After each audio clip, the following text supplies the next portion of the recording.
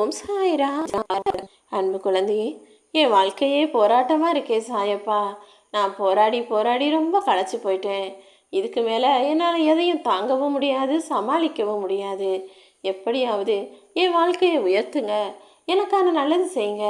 நான் ஆசைப்பட்ட விஷயத்தையெல்லாம், என்னுடைய வேண்டுதல்களை எல்லாம் நிறைவேற்றி கொடுங்கன்னு நீ ஆசை ஆசையாய் பாசமாய் கேட்கும்போது உன் சாயப்பா உனக்கானதை செய்யாமல் விட்டுடுவேனா? அதனால தான் இப்போதே உன்னை ஆசீர்வதித்து அருள் செய்வதற்காக என்னுடைய கைகளை தொட சொன்னேன். என் கரம் தொட்ட உன் வாழ்க்கையில் இனிமே நீ நல்ல நிலைமைக்கு உயர்ந்து வந்துடுவ. நீ போராடிக்கிட்டு இருக்க விஷயங்கள் எல்லாம் சரியாகி இது எப்படி சரியா போச்சுன்னு நீயே அதிசயமாய் ஆச்சரியமாய் பார்க்கும்படியும் உனக்கான முன்னேற்றத்தை சந்தோஷத்தை நான் கொடுக்க போகிறேன். நீ போராடிய விஷயமும் உன் போராட்டங்களும் எல்லாமே இப்போ ஒரு முடிவுக்கு வரப்போகுது என் செல்லமே.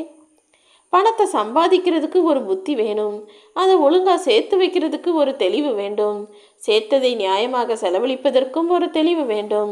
இப்படி புத்தியும் தெளிவும் சரியாக இருந்தால் மட்டும்தான் காசு பணம் சம்பாதிச்சு அதை சரியாக பயன்படுத்தி இந்த சமூகத்தில் மதிப்பும் மரியாதையோடும் கௌரவத்தோடும் வாழ முடியும். இது மூணு புத்தியுமே சரியாக இருக்கணும்னா உன் தலையெழுத்து நன்றாக இருக்க வேண்டும் அல்லவா? அதனால தான் இப்போ முதல் வேலையாக உன் தலையெழுத்தையே மாற்றி அமைச்சு இனிமே உனக்கு எல்லா சந்தோஷங்களும் செல்வங்களும் பெருகும்படி உனக்கான நல்லதை செய்கிறதுக்காக உன் சாயப்பா உன்னை தேடி வந்துட்டேன். உன்னை விட்டு யார் விலகி போனாலும் நீ அவர்களை தேடி போய் உன் மதிப்பை குறைத்து கொள்ள வேண்டாம். போகிறவங்க போகட்டும், நாளைக்கு தேடி வருவாங்கன்னு நம்பிக்கையோட காத்திரு என் செல்லமே. யாராவது ஒருவர் உன்னை அழிக்க நினைத்தால் அவர்களை பார்த்து வியக்கும்படி அவர்கள் முன்பாக நீ கம்பீரமாக வாழ்ந்து காட்டணும். அதை விட்டுட்டு அவங்க என்னை அலட்சியமாக நினச்சிட்டாங்க, அவங்க என்னை அசிங்கப்படுத்திட்டாங்க, மட்டமாக நினச்சிட்டாங்க, அவங்க என்னை அழிக்க துடிக்கிறாங்கன்னு நீ கவலைப்படவோ அழுது வடியவோ கூடாது என் தங்கமே. நீ கோழையா என்ன, அல்லது ஏமாளியா என்ன, அல்லது நீ தோத்து போகிறதுக்கு நான் உன்னை விட்டுடுவேனா என்ன? நிச்சயமா நீ எல்லார் கண் முன்பாகவும் ஜெயிச்சு உன் வாழ்க்கையில் தலை நிமிந்து நிற்கணுங்கிறது தான் என்னுடைய ஆசையும். அதனால் இனிமேல் நீ வாழக்கூடிய வாழ்க்கையில் பேசக்கூடிய பேச்சுக்களை மட்டும் கவனமாக யோசித்து பேசு. ஒரு கவனக்குறைவாக நீ பேசக்கூடிய ஒரு வார்த்தை கூட உன் வாழ்க்கையவே பிரச்சனையில் கொண்டு போய் விட்டுடும். அதனால் எப்போதும் யாரிடமும் கடுமையான வார்த்தைகளை பேசிவிடாமல், கவனக்குறைவாக எதையாவது சொல்லிவிடாமல், கசப்பான வார்த்தைகளை பேசி அடுத்தவரிடம் வெறுப்பை வளர்த்து கொள்ளாமல் பொறுமையாக எல்லா விஷயங்களையும் பேசி பழகிக்கொள் என் செல்லவே. இந்த உலகத்தில் மனிதனாக பிறந்த எல்லாருமே ஒரு நாள் மரணம் அடைந்தே தீர்வார்கள். ஏன்னா மரணம் யாரையும் ஏமாத்தாது. மனிதன் வேணும்னா நான் உனக்கு அதை செய்கிறேன் இதை செய்கிறேன்னு சொல்லி ஏமாத்துவான். ஆனால் மரணம் என்பது எல்லாருக்கும் வந்தே தீரும் என்பதை எல்லா மனிதர்களும் ஞாபகத்தில் வச்சுக்கிட்டு நாளைக்கு மரணத்துக்கு பிறகு சொர்க்கத்துக்கு போகணுமா நரகத்துக்கு போகணுமா இன்னொரு வாழ்க்கையை வாழணுமே, அது இதை விட கொடூரமானதாக இருந்துடக்கூடாதுன்ற எண்ணத்தோட இப்போதே நல்ல எண்ணங்களோடு நல்ல விஷயங்களை செய்ய பழகுங்க.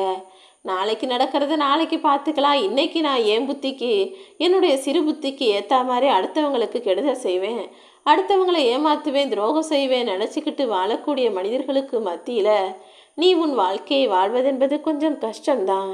ஆனால் இருந்தாலும் அனைத்தையும் சமாளித்து சாதிக்கணும்னு நினைக்கிற எண்ணத்தோடு இருக்கும் உன்னை நான் ஒருபோதும் தோத்துப்போக விடமாட்டேன் என் செல்லமே. மற்றவங்க 1000 கெடுதல் செய்யலாம், 1000 தவறு செய்யலாம். ஆனால் நீ அதை ஒருபோதும் பொருட்படுத்தாமல் அவர்களுடைய செயல்களை நினச்சி கோபப்படாமல் உன்னுடைய லட்சியத்தின் மீது மட்டுமே கவனமாக இருந்து அதை சரியாக அடைவதற்கு முயற்சி செய். ஏன்னா நீ கோபப்பட்டினா அது நிச்சயம் உன்னை தவறான முடிவுகளை தான் எடுக்க வைக்கும். அல்லது நமக்கு ஏதாவது தவறு நடந்துருமோன்னு பயந்தினா அது உன்னை முன்னேற விடாமல் தடுக்கும். ஆணவத்தோடு இருந்தாலும் அது உன் தவறுகளை உணரவிடாமல் செய்துவிடும். சோம்பேறித்தனம் பட்டினா உன் லட்சியத்தை நீ நினச்சது போல அடையவே முடியாது. அதனால் கோபமும் பயமும் தேவையில்லாத ஆணவமும் அல்லது சோம்பேறித்தனமும் பொறாமையும் இல்லாமல் உனக்கான காரியங்களை சரியாக செய்து வாழ்க்கையில் ஜெயிப்பதற்காக போராடு. இத்தனை நாளாக நீ கடந்து வந்த கஷ்டமான பாதையை இப்போது உனக்கு இஷ்டமான பாதையாக நான் மாற்ற போகிறேன்.